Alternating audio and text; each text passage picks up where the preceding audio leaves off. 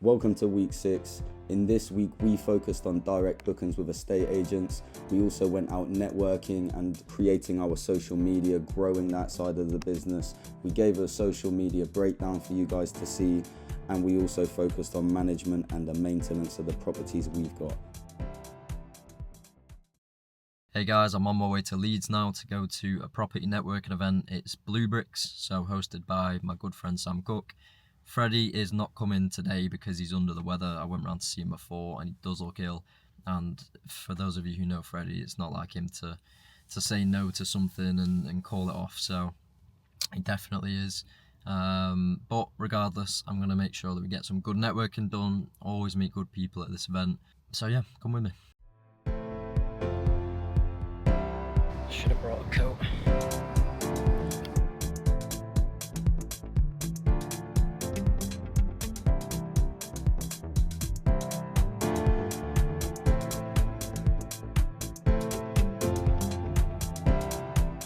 So I've just finished up at the Blue Bricks event, amazing event as always. At these events they have one main speaker and then a lot of networking, so every time I always meet amazing people. Sam Cook, he always has a room full of amazing people who just want to help, and so yeah, that's why I make the trip an hour to Leeds every month to try and make it here. This time it was all about mindset, and essentially instead of the fluff that you usually get for business owners, if you ever see on Instagram like a business owner's morning routine where it's like, you know, I wake up, I do a journal of affirmations, and then I meditate for an hour, and then I go for a 5k run, and you know, I drink green tea and all that bullshit, all that fluff. It was actually about how to cope with certain emotions. It was about how to eliminate and eradicate negative people from your life, how to be more positive. It was actual applicable and practical information rather than just fluff, so that's always welcome. And it relates to property, you know, usually obviously it's a property speaker. This time it was mindset, but it's all related to property and to business, because there's so many people who struggle in business with loneliness, and that was a big topic that was discussed today. And so it is important. I think that personal development is so crucial for any kind of success, and so yeah, it was really good to be there. And it was really good to just have those experiences and share them with other people who also feel that, you know, maybe being in business is lonely, or it's tough, or they feel like people don't get them.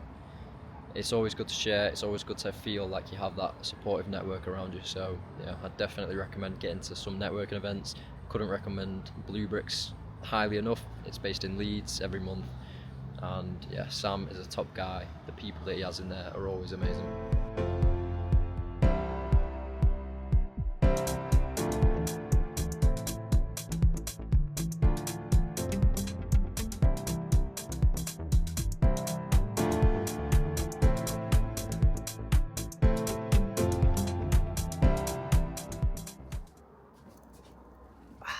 So today I am calling estate agents because estate agents are a great source of direct bookings for our Airbnbs, because a lot of the people that they work with in sales, they are stuck in a chain. So they might have to go and live with family for a bit, or they might have to book into a hotel for a bit. So our option just makes sense. Airbnbs typically are cheaper than hotels. They've got more space, they've got kitchen facilities, so it's cheaper for the families. And so every so often I'll contact estate agents. Today I'm just calling them, but you know, tomorrow I might walk in. It depends what city I'm in, but I'm focusing on Derby today, and obviously I'm not in Derby today, so phone call I'll have to do, and yeah, I'll crack on with that. I'm going to go through every single one, so it might take a while.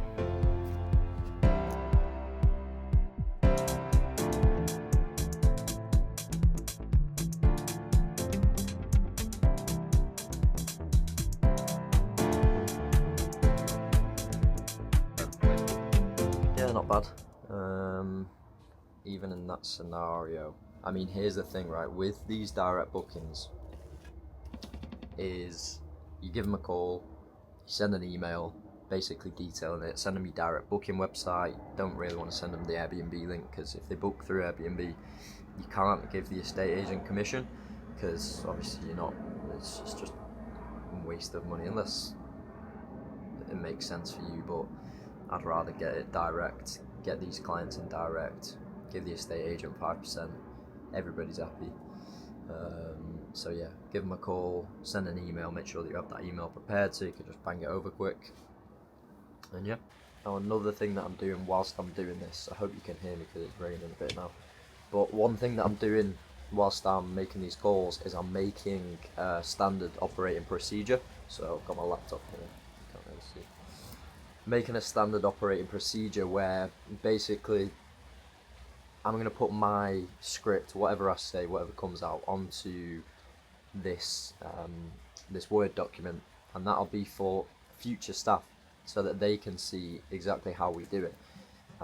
The reason for that is because I want to, like, I'm not trying to outsource this right now, but it's best to just get everything in place and have the procedures there, and then when it does come to the time to hire and outsource this task, it's a lot easier than if I were to just, if me and Freddie are just going crazy on the business, we get loads more units, like we've already tripled in the last 6 months, we've gone from 4 to 12. If we get to a point where we're doing everything and we've got no standard operating procedures, it's all just in our heads, it's going to be so stressful when it comes to the time to outsource, because we're going to have to think, oh, how do I do this? What do I do at this point? We're going to miss things out. Our brains are just going to be clouded and full. And so yeah, as we're going along, we're making these SOPs, and it's just going to make our lives so much easier. So just had some really good conversations with agents, and I've sent them emails over detailing what we do, and now it's just a case of following up with them. And now is the time of the month where we do financial spreadsheets. So I'm basically just going to go through all of the business's finances, making sure that we're in control of our cash flow and that kind of thing. And it's important to stay on top of this.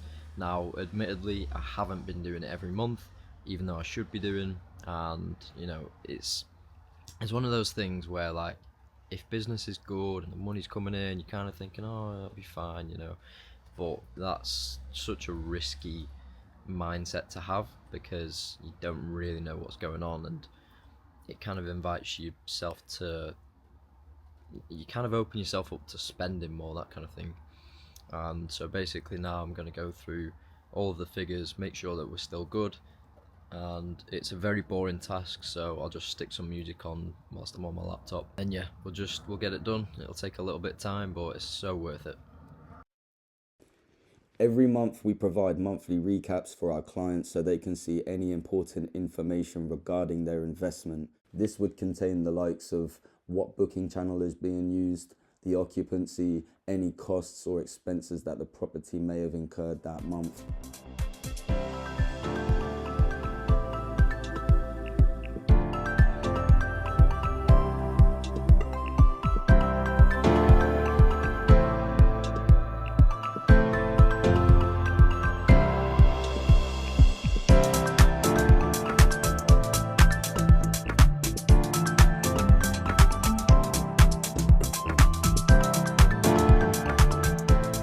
So I have changed locations because it's absolutely freezing out there, it's raining, it's horrible. I'm just doing the financial spreadsheets in my room now, and I've got a call update from Freddie, who has told me that he's actually feeling worse today. He fell asleep on the sofa last night, and then he went to his room and he just couldn't sleep because his bed is that uncomfy. So he's actually ordered himself a new mattress this morning, and that arrives tomorrow. And yeah, he's still cracking on with work though. He's still doing due diligence, and yeah, testament to him. Absolutely grafter. No illness is going to stop him. So I'm just going over some social media content planning this evening before I head to the gym, and I'm going to show you it because it's helped me to stay on track relatively. So here we go. This is basically it, right? So each month I try and do 3 posts on the Easy Invest Instagram, 3 on LinkedIn, and 2 on my personal. I do need to increase that to 3, but it's not been a focus or a priority at the minute. And basically I will, as soon as I've scheduled them, I'll put down the yes, and then if I've not done it for whatever reason, I'll put down no. Now, it has helped me to be a lot more consistent over the past few months, But there's still, of course, flaws. For example, when I was setting up a property, I just really did not, complete on that task. And so you can see here the red first week that I did it. It's mostly green, but then we start to get down here, and this was around times when the business was getting busy, or as I say, we were focusing on staging and setting up client properties. So that's that. And yeah, as I say, like before I did this, social media was very inconsistent. There's still a lot of red on there into there's probably like 3 weeks worth, something like that, which having, done this for the past 2, 3, maybe 4 months, I'm not sure how long it's been. Yeah, it's something that I do want to improve on. I want all greens, of course, but again, it's scheduling, it's accountability, and yeah, before I did this, it was just awful. Like the consistency was not there at all. I'd go months without posting, and now typically the most that I'll miss is, well, at the minute, I might miss one post on my personal Instagram, other than setting up those client properties. But now it's a challenge of like, okay, well, when I'm setting up the next property, how do I make sure that I've scheduled that in advance? And that's the biggest thing, just making sure that you have those systems in place so that social media is running, because marketing is everything. Being at the top of people's minds on social media by your posts is so important for new connections, referrals, new business, that kind of thing. So yeah, I definitely recommend, if you are looking to build your social media following, definitely recommend to have something like this in place. But what I'm going to do now, I've just finished on the LinkedIn scheduling, and so I'm going to head to the gym, do my session, and get back. And I'm probably just going to finish off with some more numbers on a separate business. So I did Easy Invest's numbers and done all the financial accountability on that. And I'm going to move on to the Airbnb management company now, Eastern Stays, after I've been to the gym, of course. And yeah, it feels a lot better to know where your business is in terms of cash flow. Your head feels a lot clearer. You feel a lot more confident when purchasing things, taking risks, that kind of thing. So yeah, make sure that you track your numbers. It is so important. I actually just saw something online because I made a post about it on LinkedIn. I think it's 82% of businesses that close are due to cash flow problems. How mad is that? 82%. Like, that is crazy. So just by focusing on your cash flow and being aware of it is so important, and you'll just outlast your competition based on that, because people either don't do it due to procrastination or due to fear. There's something that people feel, they'll just push it down the line because they don't want to know truly what the deeper problems are with the business. And a lot of the times it can be simple fixes. So keep an eye on your numbers. What a lot of people do with personal and business finances is something called bank balance accounting. And basically what this is checking your banking app, looking at the screen, looking at the numbers on there, and being like, oh, this month's good, or oh damn, this month's bad. And it's a horrible emotional way to look at your finances, because when you've got a lot of money, you're like, yeah, buzzing, let's go and treat myself. When you've not got enough, you're like, oh my god, how am I going to pay for my rent?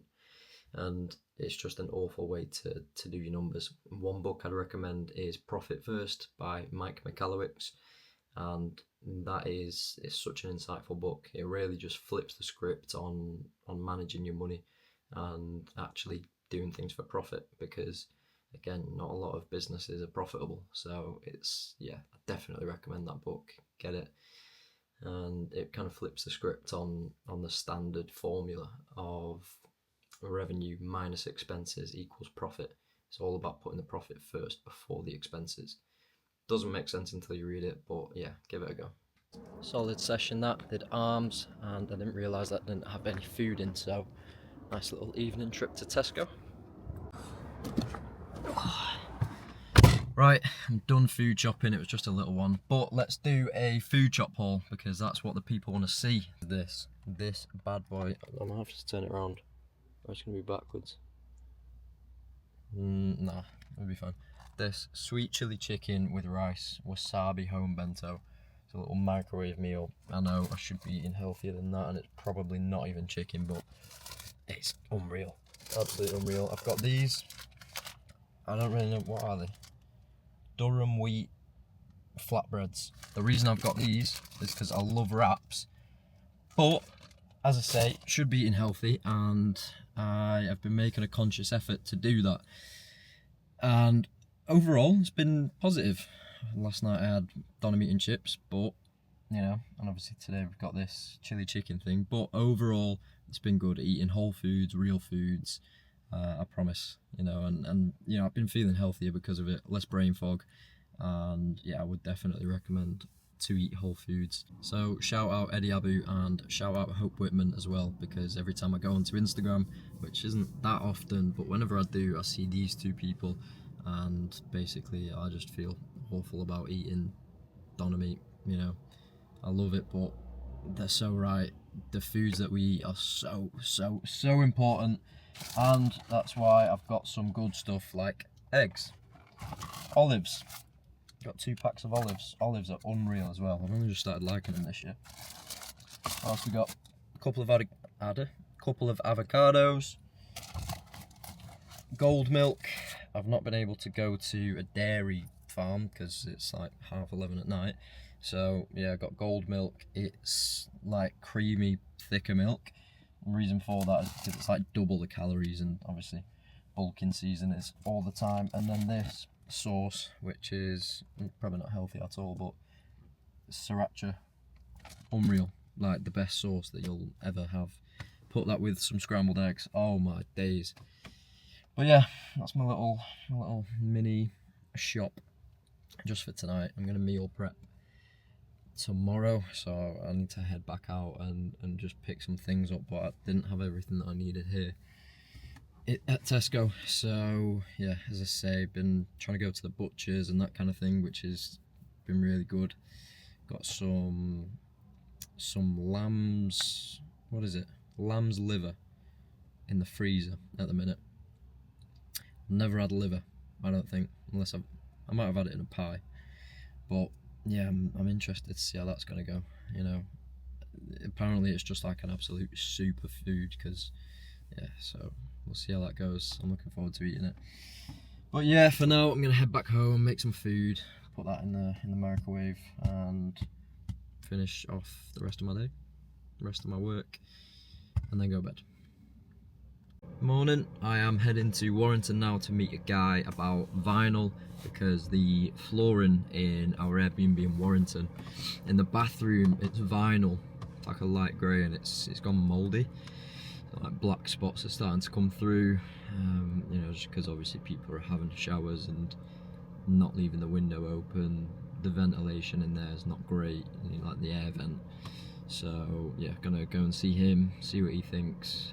We'll have to get that replaced, and then I'm gonna be sitting in a cafe and doing some outsourcing tasks, so creating standard operating procedures for virtual assistants to get onto, and yeah, we're gonna be looking at hiring them hopefully next month.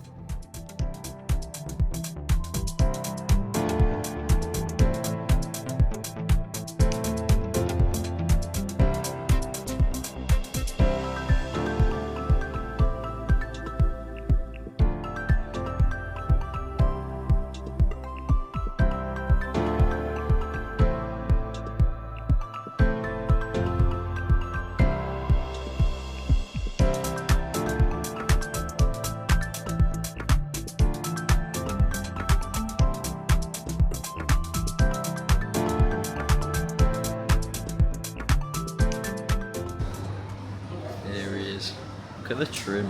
Come on. Hey guys, and I'm back. It has been a long 3 days of feeling ill at home. I've just finished the gym, seeing Tom there. Today's been very busy. I've managed to get 4 viewings going ahead. We won't be able to go there ourselves, so we've got people going to a few of them, and we've got a couple we can go to ourselves. Tomorrow we're off to Derby. We've got a couple of inspections to do. We've got a new cleaner in place, so we just want to make sure they understand what's going on. And we're also going to meet a letting agent that we worked with in the past. We've also moved forward with the VA introductions and kind of list as to what they've got to do.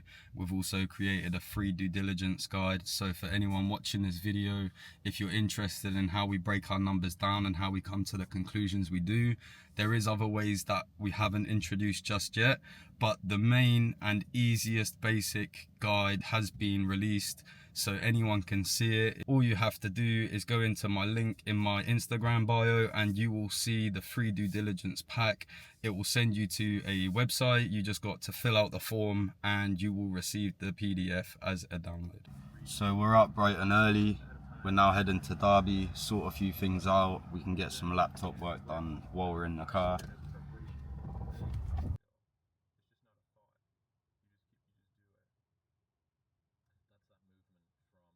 Just arrived in Derby. We've already met the maintenance guy and the cleaner. They are just waiting for the guests to leave as we have a late checkout, which is not good. But yeah, we're now heading back to the property. We just parked the car up, go see the team, and then we're gonna go ahead to the letting agent.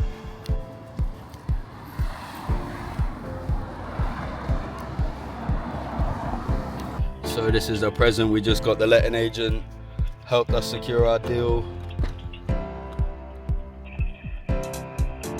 Still in a holding queue for a cancel. It's been 3 weeks. So I accidentally just pressed hang up on the council. Fuming. So we're gonna go sit in the queue for another 3 weeks. Look at that charming man.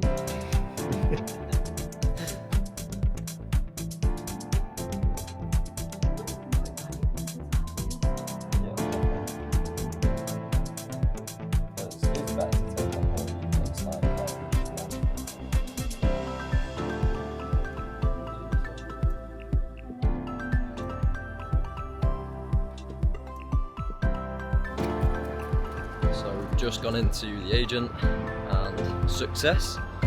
Started talking about a property that they introduced us to and showed them the work that we've done on that before and afters, and yeah, she was really impressed. So started talking about a couple more properties, and yeah, hopefully we'll get some viewings in the pipeline.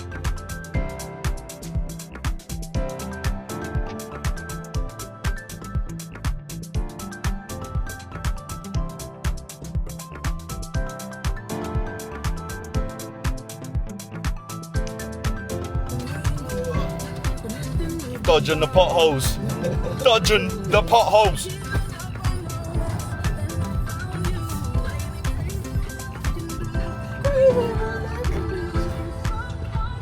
So Derby went well today. We restocked one of the units and met one of the new cleaners. She done a great job, which is handy. And we also managed to go through a couple of things which most people should do in business, which is some goals, where we're trying to head and what we're trying to aim for, whether that's 6 to 12 months, between a year and 3 years, or longer than 3 years. So we've got something to aim for and something to look forward to as well.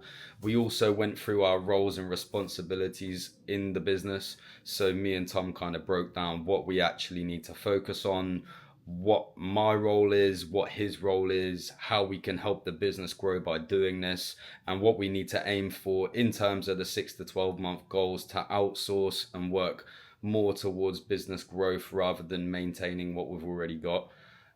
So yeah, it was very successful. I'm now back at home doing some more landlord outreach. I've had quite a few phone calls going on today, which is good.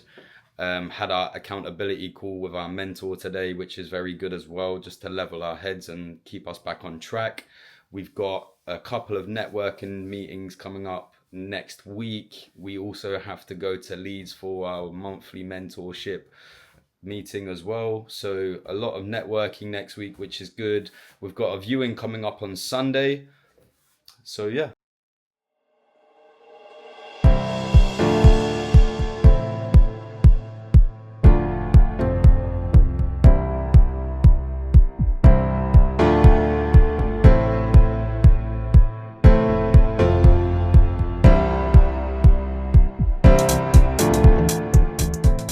Okay, so today is the last day of the week. We have a viewing and it is very good. The guy could be a potential management client, but he sounded like quite a decent guy on the phone, which is usually rare for cold calling. But yeah, so we're looking forward to that. Gonna do some cold outreach and working on a new guide, what we are giving out for free value. Tom is spending a few hours with his family, so yeah, we'll be meeting up later. We can really show you what's going on in a few hours. So I thought I would come out in a different environment just to kind of change the end of the week up, get the brain ticking a little bit more than usual, see some different things. Okay, so for the last hour, I have just been messaging landlords that have said yes on the phone.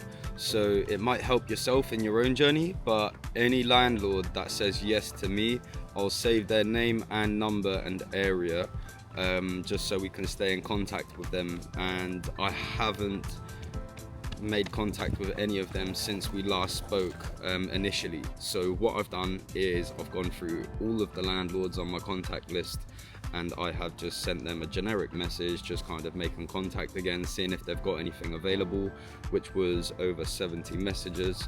So we'll see if we get anything back from them, and hopefully that can create some more opportunities for us. Just finished a couple of hours of badminton, now heading down to the gym, and then I'm going to be heading to Tom's to finish off what we need for this month's mentoring. We have next month's mentoring starting on Friday, which is in a few days. So we want to prepare for that, and we can kind of get our goals set for next month.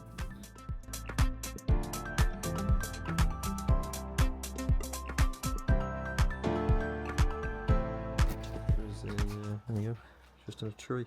Oh, nice. Pigeon. You're a bird spotter, deal saucer, and bird gatherer. That's the only. And that's it for week 6. If you could please like, comment and subscribe. And as always, leave us any feedback in our messages as to how to improve so we can take it on board for the next episodes coming to you. And thank you again for watching and making it to the end of the video.